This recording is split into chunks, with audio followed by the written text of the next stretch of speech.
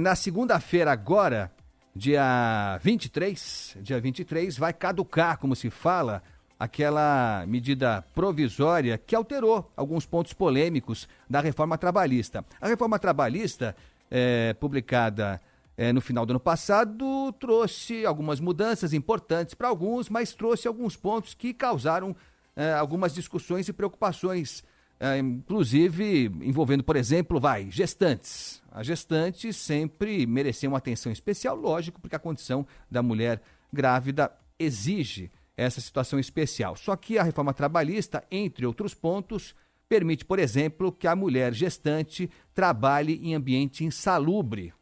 E isso, lógico, causou alguma reação e tal, para muitos reações exageradas, mas aí o governo editou essa medida provisória, a MP 808, que consertou, arredondou, deu uma ajustada nesses pontos. Só que essa MP precisava ter sido votada, aprovada, e não aconteceu isso. E ela caduca, ela deixa de ter efeito a partir de segunda-feira, ou seja, vai caducar mesmo. E aí a nossa dúvida é o que acontece conosco depois disso. E para explicar para a gente, aqui no RB News, como é que fica a nossa vida a partir de segunda-feira, está com a gente aqui a doutora Maria Lúcia Benhame, que é especialista em direito trabalhista. Doutora Maria Lúcia, boa noite para a senhora, muito obrigado por atender aqui o nosso convite. Boa noite, Agostinho, agradeço a você o convite. Muito obrigado. Bom, não vai ser aprovada mesmo a medida, e aí voltam esses pontos que são pontos que causaram algum mal-estar, alguma polêmica, né? Alguma insatisfação. Basicamente, para a gente lembrar, quais são esses pontos mais discutidos? Bom, o que a MP mexeu mais em relação ao texto da reforma foi uma regulamentação maior da questão do trabalho intermitente, né? Ela fixou aquela quarentena para o intermitente, como a lei da terceirização tinha feito em relação ao empregado, entre aspas, que deixava-se empregado e virava PJ, né? Ela estabelece essa quarentena, então isso deixa de existir. Ela mexeu nessa questão da grávida que você estava falando, né? Então ela muda um pouco. A MP ela dizia que a mulher não trabalharia salvo se ela tivesse uma autorização para trabalhar. A legislação atual ela diz que ela trabalha salvo se ela tiver um atestado dizendo que não é para ela trabalhar, né? A questão de indenização por dano moral, que estava estabelecido na legislação atual em cima do salário da pessoa e que na MP vinha em cima de um teto do benefício da Previdência, então um valor base para todo mundo, né? Mais ou menos a exemplo do que o STJ tem de dano moral, que existe um tabelamento, todo mundo fala, mas existe um tabelamento na Justiça Civil dos danos. A jornada 12 por 36, que a reforma ela prevê através de acordo individual, e a MP dizia que era só através de acordo coletivo, salvo para a área de saúde, né? A questão também do autônomo, que o autônomo podia, do jeito que a legislação está hoje, ele pode ser contratado com uma cláusula de exclusividade, e a MP não permitia isso. Então, basicamente, os assuntos principais são esses, né? Nada que não possa ser regulamentado por acordo coletivo. Agora, nesse período que tivemos... Ficou vigente a MP. Ficou valendo a MP. E agora ela deixa de existir. O que foi acordado nesse lapso de tempo? Volta a estaca zero? Continua valendo? Como é que ficamos? Então, se você considerar o princípio do direito do trabalho, da questão da norma mais favorável ao empregado, as empresas que estavam utilizando a MP com alguma regra que possa ser prejudicial ao empregado, ela pode estar correndo um risco, né? Então, o ideal seria ela fazer essa análise e fazer uma alteração. Por que eu te falo isso?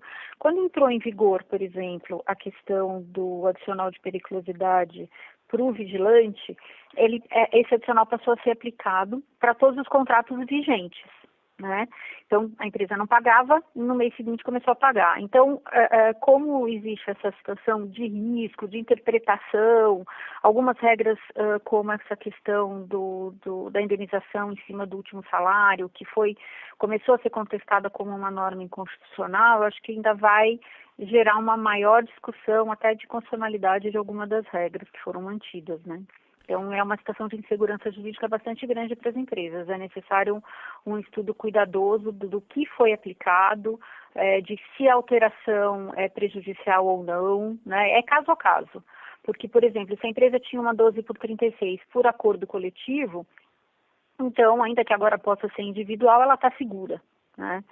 Já se fosse ao contrário, ela tivesse um individual e se exigisse o coletivo, ela poderia estar numa situação de maior insegurança. Quer dizer, então fica é caso mantido. a caso. Então, quer dizer, isso é importante. O acordo coletivo que porventura tenha sido assinado nesse período, ele continua valendo. Fica valendo. É um acordo coletivo com validade. É um contrato válido entre as partes.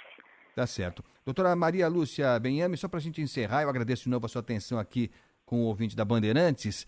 Bom, a senhora disse que mesmo com a extinção dessa medida, há outras alternativas para que se acerte esses pontos, né, doutora? Sim, a reforma veio para privilegiar o acordo coletivo, né? Eu acho que é um papel do sindicalismo se mostrar necessário e atuante e realmente representativo das categorias, seja profissional, seja patronal. Nada impede, por exemplo, que o trabalho intermitente seja regulamentado através de um acordo coletivo. Na França, por exemplo, você tem uma legislação mínima com toda a regulamentação específica de setores através de acordo coletivo.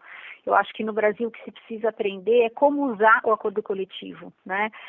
A questão da contribuição não ser mais obrigatória, eu acho que ela vai gerar uma reanálise dessa situação. Muitas convenções coletivas, se você pegar, elas repetem a CLT. Não tem necessidade. Né? É só para ter mais páginas. Então, nada impede, com essa questão do MP, um sindicato de uma categoria não concorda que seja 12 por 36 individual, forçar uma negociação e só permitir através de acordo coletivo, não permitir o intermitente em determinadas atividades.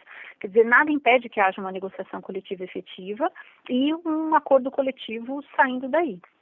Perfeito. Doutora Maria Lúcia Benhame, especialista em direito trabalhista, muito obrigado, foi um prazer tê-la aqui conosco e até breve, hein? Obrigada, Agostinho, um abraço. Outro abraço. Então é isso, o que foi acordado nesse período de vigência da MP, como disse a doutora, continua valendo. O que não, agora vai voltar a estaca zero e esses pontos que ainda provocam algum ruído, alguma preocupação, vão ter que ser desfeitos, esses nós vão ter que ser desatados de uma outra forma, como disse a doutora, caso a caso.